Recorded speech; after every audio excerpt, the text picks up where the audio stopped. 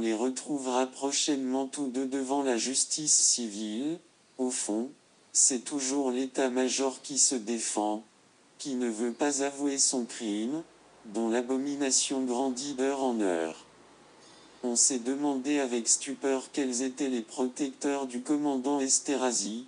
C'est d'abord, dans l'ombre, le lieutenant-colonel du paty de Clam qui a tout machiné, qui a tout conduit, sa main se trahit aux moyens saugrenus, puis, c'est le général de Boisdeffre, c'est le général Mons, c'est le général Billot lui-même, qui sont bien obligés de faire acquitter le commandant, puisqu'ils ne peuvent laisser reconnaître l'innocence de Dreyfus, sans que les bureaux de la guerre croulent dans le mépris public, et le beau résultat de cette situation prodigieuse est que l'honnête homme, là-dedans, le lieutenant-colonel Picard, qui seul a fait son devoir, va être la victime. Celui qu'on bafouera et qu'on punira, ô justice, quelle affreuse désespérance serre le cœur. On va jusqu'à dire que c'est lui le faussaire, qu'il a fabriqué la carte télégramme pour perdre Esterhazy, mais, grand Dieu pourquoi, dans quel but? Donner un motif, est-ce que celui-là aussi est payé par les Juifs? Le joli de l'histoire est qu'il était justement antisémite. Oui, nous assistons à ce spectacle infâme, des hommes perdus de dettes et de crimes dont on proclame l'innocence, tandis qu'on frappe l'honneur même. Un homme à la vie sans tache. Quand une société en est là, elle tombe en décomposition. Voilà donc, Monsieur le Président, l'affaire Esterhazy, un coupable qu'il s'agissait d'innocenter.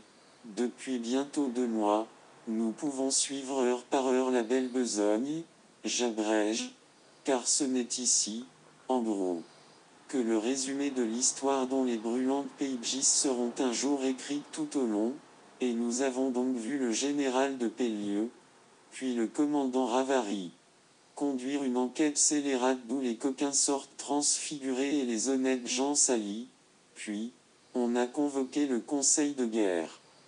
Étoile, étoile, étoile. Comment a-t-on pu espérer qu'un conseil de guerre défraie ce qu'un conseil de guerre avait fait? Je ne parle même pas du choix toujours possible des juges, l'idée supérieure de discipline, qui est dans le sang de ces soldats, ne suffit-elle à infirmer leur pouvoir même d'équité?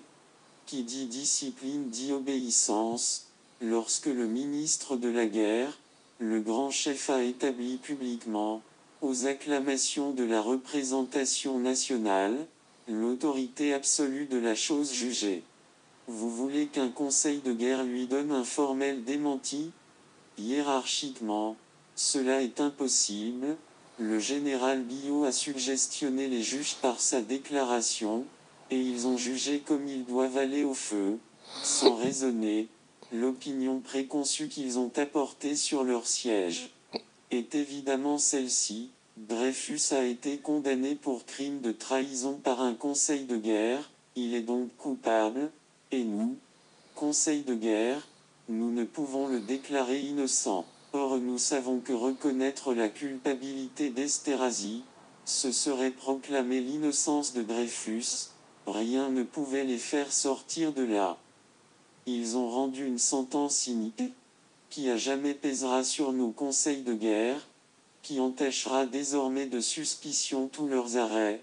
Le premier conseil de guerre a pu être inintelligent, le second est forcément criminel, son excuse, je le répète, est que le chef suprême avait parlé, déclarant la chose jugée inattaquable, sainte et supérieure aux hommes, de sorte que des inférieurs ne pouvaient dire le contraire. On nous parle de l'honneur de l'armée. On veut que nous l'aimions, que nous la respections. Ah certes, oui, l'armée qui se lèverait à la première menace, qui défendrait la terre française. Elle est tout le peuple et nous n'avons pour elle que tendresse et respect, mais il ne s'agit pas d'elle, dont nous voulons justement la dignité, dans notre besoin de justice, il s'agit du sabre, le maître qu'on nous donnera demain peut être, et baiser dévotement la poignée du sabre, le Dieu, Non. Je l'ai démontré d'autre part, l'affaire Dreyfus était l'affaire des bureaux de la guerre, un officier de l'état-major, dénoncé par ses camarades de l'état-major, condamné sous la pression des chefs de l'état-major, encore une fois. Il ne peut revenir innocent sans que tout l'état-major soit coupable, aussi les bureaux, par tous les moyens imaginables, par des campagnes de presse, par des communications, par des influences. Non, il couvert Esterhazy que pour perdre une seconde fois Dreyfus. Quel coup de balai le gouvernement républicain devrait donner dans cette jésuitière, ainsi que les appelle le général Billot lui-même. Où est-il, le ministère vraiment fort et d'un patriotisme sage, qui osera tout y refondre et tout y renouveler?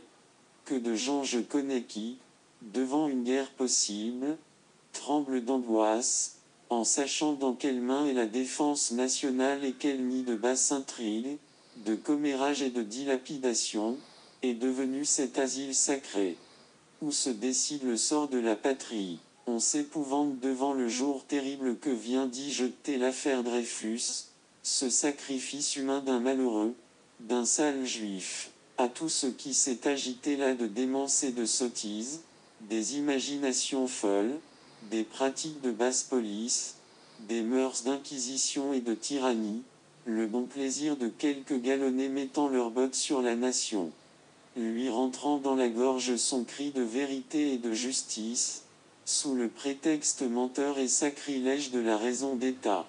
Et c'est un crime encore que de s'être appuyé sur la presse immonde, que de s'être laissé défendre par toute la fripouille de Paris, de sorte que voilà la fripouille qui triomphe insolemment. Dans la défaite du droit et de la simple probité, c'est un crime d'avoir accusé de troubler la France ceux qui la veulent généreuse, à la tête des nations libres et justes, lorsqu'on ourdit soi-même l'impudent complot d'imposer l'erreur devant le monde entier. C'est un crime d'égarer l'opinion, d'utiliser pour une besogne de mort cette opinion qu'on a pervertie jusqu'à la faire délirer.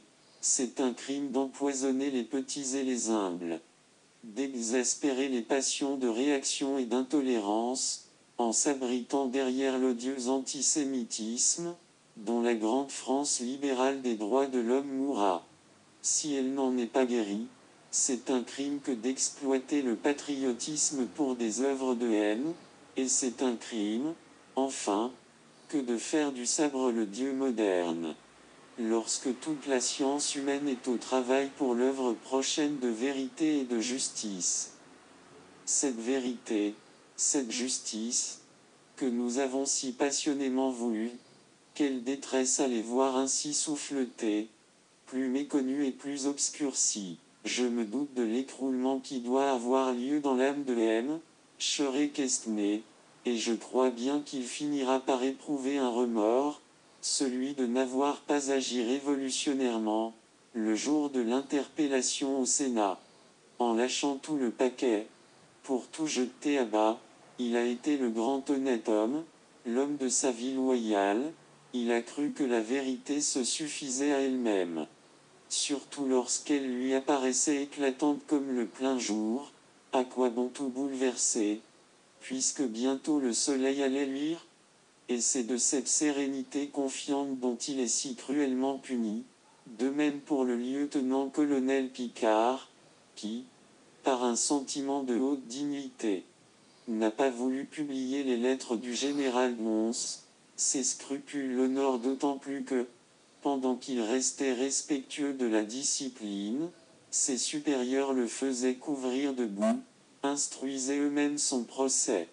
De la façon la plus inattendue et la plus outrageante, il y a deux victimes, deux braves gens, deux cœurs simples, qui ont laissé faire Dieu, tandis que le diable agissait, et l'on a même vu, pour le lieutenant-colonel Picard, cette chose ignoble, un tribunal français, après avoir laissé le rapporteur charger publiquement un témoin, l'accusé de toutes les fautes, a fait le huis clos. Lorsque ce témoin a été introduit pour s'expliquer et se défendre, Je dis que cela est un crime de plus et que ce crime soulèvera la conscience universelle.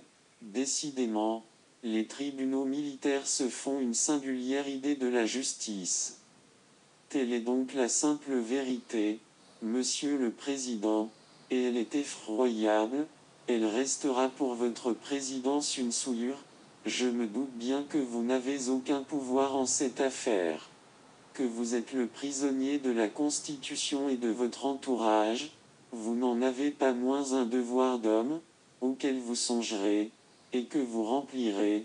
Ce n'est pas, d'ailleurs, que je désespère le moins du monde du triomphe, je le répète avec une certitude plus véhémente, la vérité est en marche et rien ne l'arrêtera, c'est aujourd'hui seulement que l'affaire commence. Puisqu'aujourd'hui seulement les positions sont nettes, d'une part, les coupables qui ne veulent pas que la lumière se fasse, de l'autre, les justiciers qui donneront leur vie pour qu'elle soit faite. Quand on enferme la vérité sous terre, elle s'y amasse, elle y prend une force telle d'explosion que, le jour où elle éclate, elle fait tout sauter avec elle. On verra bien si l'on ne vient pas de préparer, pour plus tard, le plus retentissant des désastres. Étoile. Étoile, étoile. Mais cette lettre est longue, Monsieur le Président, et il est temps de conclure. J'accuse le lieutenant-colonel du paty de Clam d'avoir été l'ouvrier diabolique de l'erreur judiciaire, en inconscient, je veux le croire, et d'avoir ensuite défendu son œuvre néfaste, depuis 3 ans, par les machinations les plus saugrenues et les plus coupables.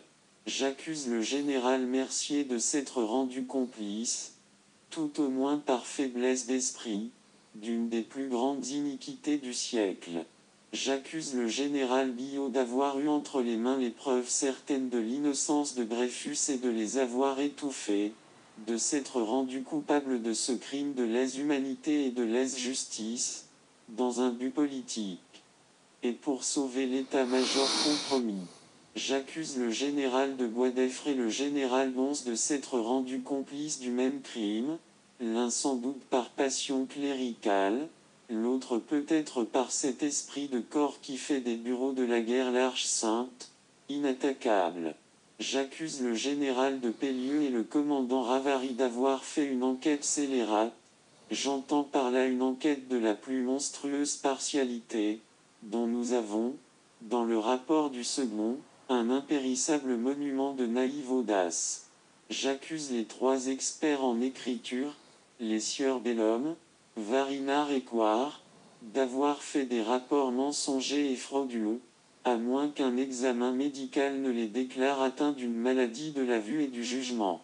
J'accuse les bureaux de la guerre d'avoir mené dans la presse, particulièrement dans l'Éclair et dans l'Écho de Paris, une campagne abominable, pour égarer l'opinion et couvrir leurs fautes. J'accuse enfin le premier conseil de guerre d'avoir violé le droit, en condamnant un accusé sur une pièce restée secrète, et j'accuse le second conseil de guerre d'avoir couvert cette illégalité, par ordre, en commettant à son tour le crime juridique d'acquitter sciemment un coupable. En portant ces accusations, je n'ignore pas que je me mets sous le coup des articles 30 et 31 de la loi sur la presse du 29 juillet 1881, qui punit les délits de diffamation, et c'est volontairement que je m'expose. Quant aux gens que j'accuse, je ne les connais pas, je ne les ai jamais vus, je n'ai contre eux ni rancune ni haine, ils ne sont pour moi que des entités, des esprits de malfaisance sociale, et l'acte que j'accomplis ici n'est qu'un moyen révolutionnaire pour hâter l'explosion de la vérité et de la justice. Je n'ai qu'une passion, celle de la lumière. Au nom de l'humanité qui a tant souffert et qui a droit au bonheur, ma protestation enflammée n'est que le cri de mon âme, qu'on ose donc me traduire en cour d'assises et que l'enquête ait lieu au grand jour. J'attends. Veuillez agréer, Monsieur le Président, l'assurance de mon profond respect. Émile Zola. Signature Zola. GIF. Image. 10 record